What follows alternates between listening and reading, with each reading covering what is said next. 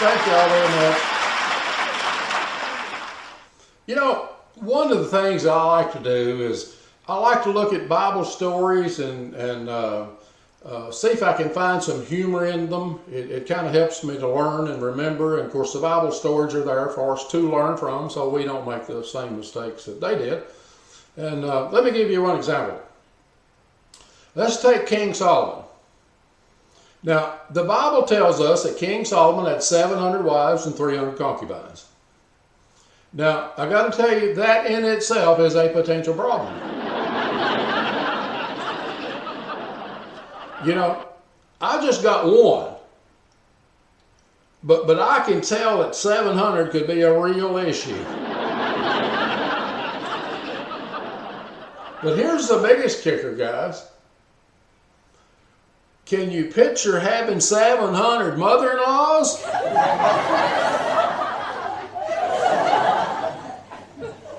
I think I'd stop complaining about the one that I have.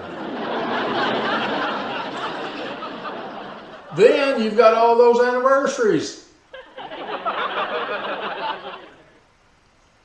Can you picture Solomon looking at his calendar and, okay, I got 2 Friday.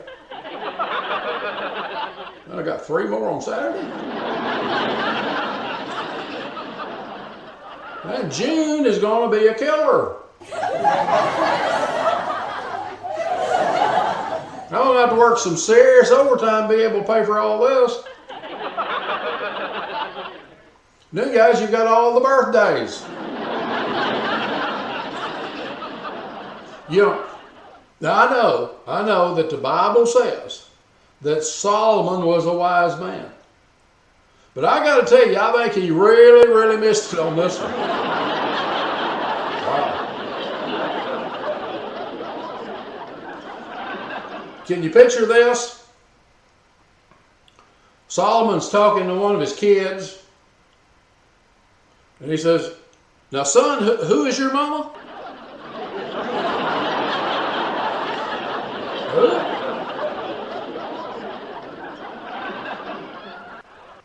Well, give her my love.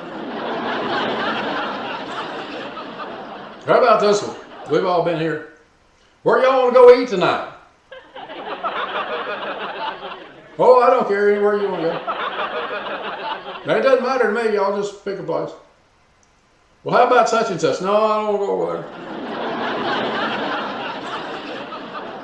Folks, that's times 700. If all the concubines go, it's times 1,000.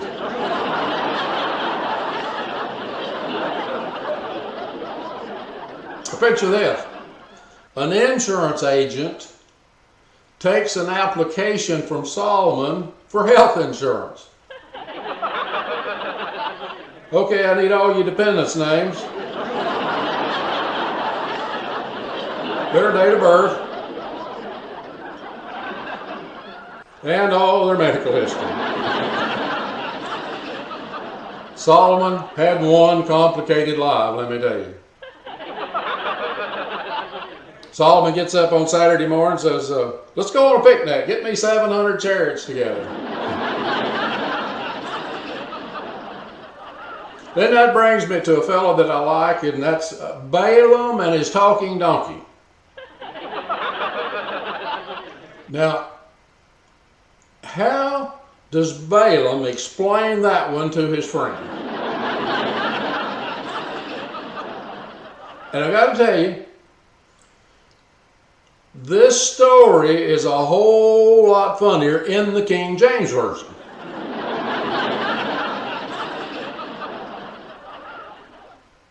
Okay, Balaam, how long had you been out in the desert when you started talking to you? Now, folks, I'm convinced that most of us could qualify for mental disability by just telling Bible stories. You know, you go in for your assessment and you're into it a little ways, and they say, okay, now let me stop and see if I've got this right so far. Now, you know someone that took 2 fish and 5 loaves and fed 5,000 people. Yes, sir, fed them all. Yes, sir. Well, actually, it wasn't 5,000. It was 5,000 men plus all the women and all the kids. It was probably 30, 40,000 people. Yes, sir. And then you said they had food left over. Yes, sir. They had a bunch of food left over. I think it was 12 baskets full left over. Yes, sir. Yes, sir.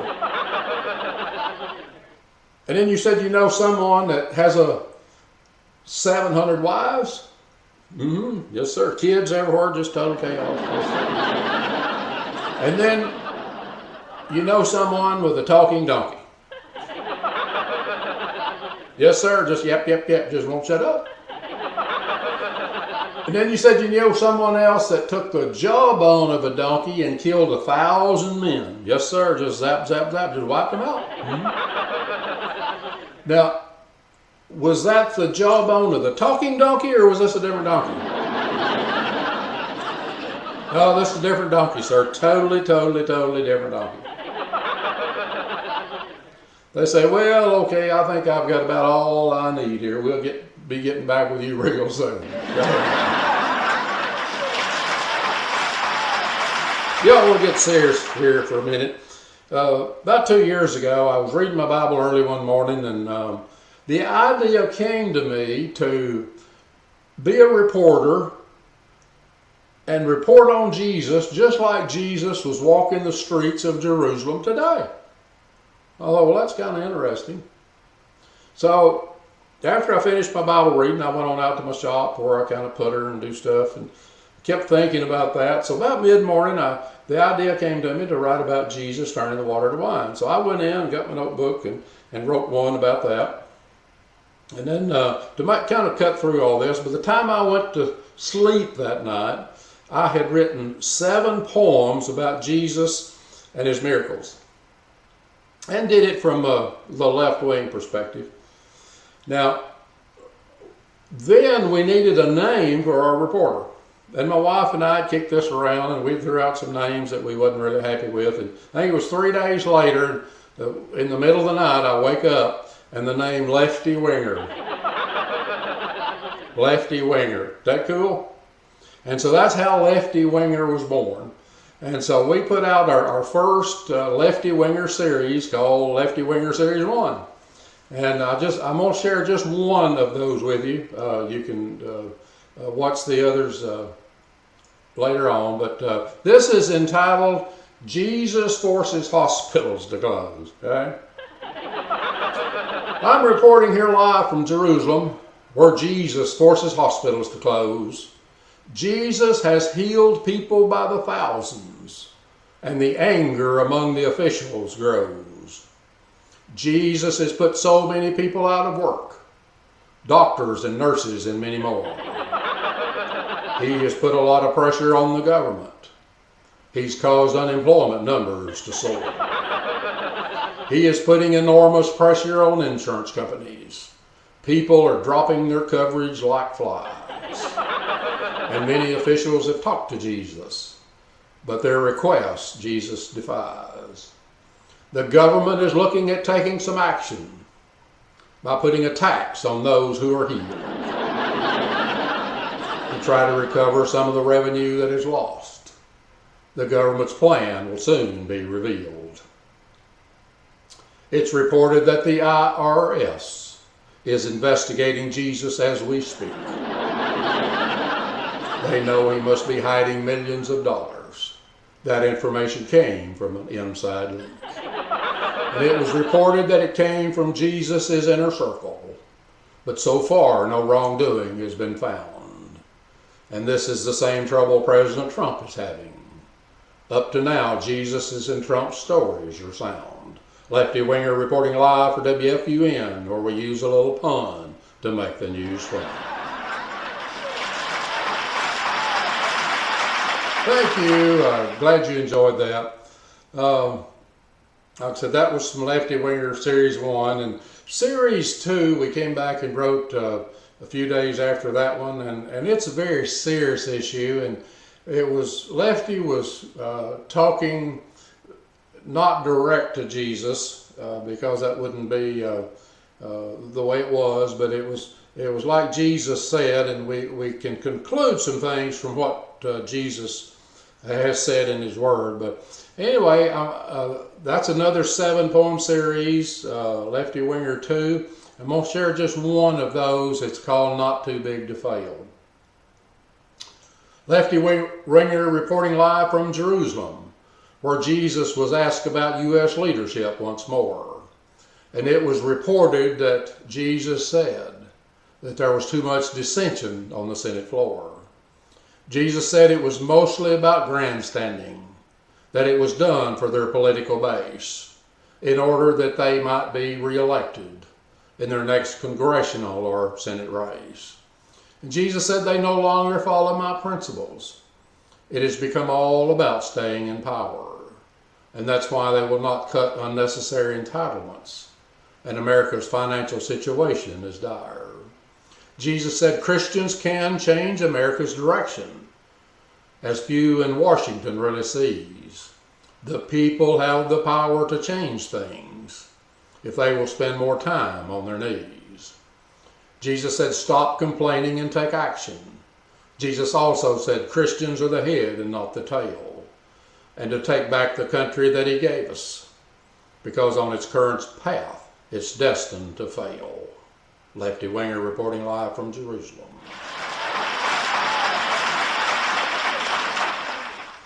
Like I said, there's 6 more in that series. I hope you find an opportunity to watch them. Our third series was basically focused around our president, President Trump. And there's a lot of humor with President Trump. And I will share a couple with you just back to back that I think you'll enjoy. The first one is entitled The President's Dream. Lefty Winger reporting live from the White House. It's reported the president had a bad dream, that he was all alone in the White House. He had fired everyone, it seems. It was reported that he even fired the cook. The president said, I'll just order a Big Mac. And that he would have 2 scoops of ice cream if he got hungry and wanted a snack. The president even fired the security. He's going to get a dog to protect the White House ground. He said that the dog would be his new best friend, since none in the White House could be found. The president even fired the maintenance crew. He said there's no problem that I can't fix. I've been around construction all my life. Besides, they were just a bunch of hicks. And the president said he would do all these jobs and that it would save the government a lot of money. And the Democratic response was the usual. They did not think it was very funny. Lefty Winger reporting live for WFUN, where we use a little pun to make the news fun. This next one is called California Succeeds. Lefty Winger reporting live from the White House, where President Trump proposed a fresh idea, that California succeed from the Union, and that they could become an ally of North Korea. Their governor would then be president, which would fulfill a dream of Jerry Brown. Hollywood could be their country's new capital, since their ideology is so sound. And they could get rid of all their guns and proclaim peace and harmony and love. And everyone could walk around on cloud 9, just like they were in heaven above. The peace sign could be on their flag. Loving you could be the country's song. And there will be no crime because they make everything legal. That way no one ever does anything wrong. President Trump said it's a win-win situation. It's better than turning a blue state to red. We can send all the illegals to California, where they can be cuddled and tucked into bed. Lefty Winger reporting live for WFUN, where we use a little pun to make the news flow.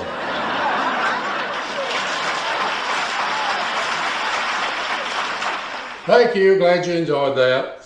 Like I said, we've got there's 7 series of Lefty Wingers, and we've written about Chuck Schumer and Jerry Brown and Maxine Waters and Nancy Pelosi and a lot of them in those different series, and you can just look through and find them. You know, I want to vary from Lefty Winger for a few minutes and do under the countrycounselor.org, we've got almost 30 series under politics. And we've covered a variety of different subjects, solutions to the school shootings and whatever's going on in the world. We've pretty much written about it. But we did one a couple of years ago that we had a lot of response on that people enjoyed. And I want to share it with you, and you'll recognize it for what it's about. And it's entitled Tweet, Tweet, Tweet. Okay? We have a president who really likes to tweet. That's his favorite way to communicate. And some folks think it's really, really cool. Others just really, really hate it. But he always says what's on his mind. I mean, did you have to say that she was fat? Could you not have left that part out and said, you know, you just didn't like the way she sat? Oh no, you have to get down and personal. You say they have bad breath and their feet stink. You tell us far more than we want to know. Then you call them a rinky-dink. Then you have your descriptive words. Or sometimes they really fit. And some take you too far too serious. Others like your humor and your wit. But please don't call the Pope short stuff. That would not be appropriate at all. Although the Pope might laugh at it because he knows he's not very tall. Could you not be more presidential? Be politically correct at least. I mean, you don't act like presidents of the past. Some think you act like a beast. You should be saying what the people want to hear and promise them everything under the sun. And then when your years as president are over, far more would have been said than done. Why don't you promise to build all roads downhill? That way we won't need any more gas. And we'll save so much money you can send everyone a big check. And we won't have to work. We can just sit on our stash. Oh wait, that's why we elected you.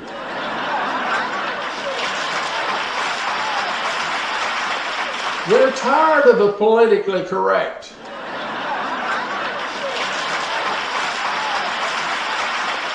We wanted someone who spoke from the heart and the working class you would no longer neglect. Yeah, sometimes a tweet goes too fast, and at the right thing you don't always say. But we don't have to wonder what you're thinking. It's kind of refreshing to have a president this way. So, Mr. President, you just keep right on tweeting. And sometimes you're going to get in trouble.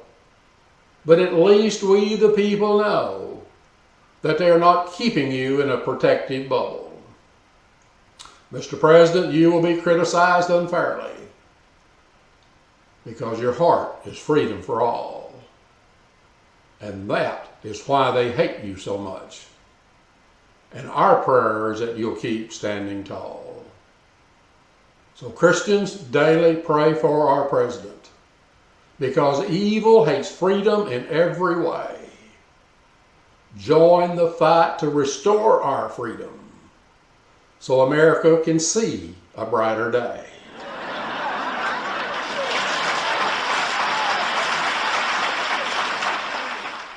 Thank you. That's our President Trump. Tweet, tweet, tweet. Whether you love him or hate him, well, that's him. So I want to close this evening with one out of our series under our political series entitled "Our President's Heart," and I want to share the first poem from that. I hope you get to watch the rest of it. But anyway, this is entitled "Our President." President Trump has become more than just a president.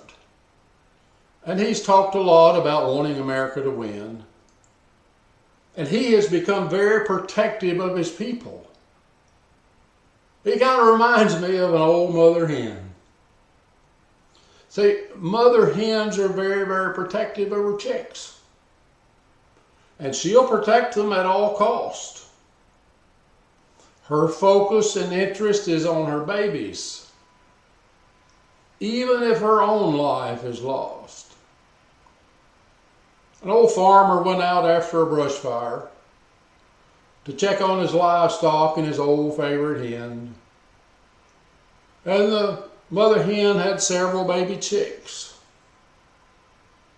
It's kind of sad how the story ends. The old farmer found the hen that he loved. The hen had been fatally burned. And as he knelt down and picked her up, he was amazed at what he just learned. Under each wing of the old mother hen were all her baby chicks safe and sound. She had protected them at the cost of her own life. This kind of love is rarely found. This is the kind of love President Trump has for his people. And he has certainly been put through the fire. And he has been burned by all of his critics. But protecting the American people is still his main desire. And he gives his life for the America that he loves. He is our president and also our mother hen. So pray for our president as he walks through the fire. And pray that he'll be elected again. Thank you. Pray for our president. Pray for his family, the White House, our vice president, our country. God bless America. God bless our president. God bless you. And keep prayers going day and night. Until next time, God bless and good night.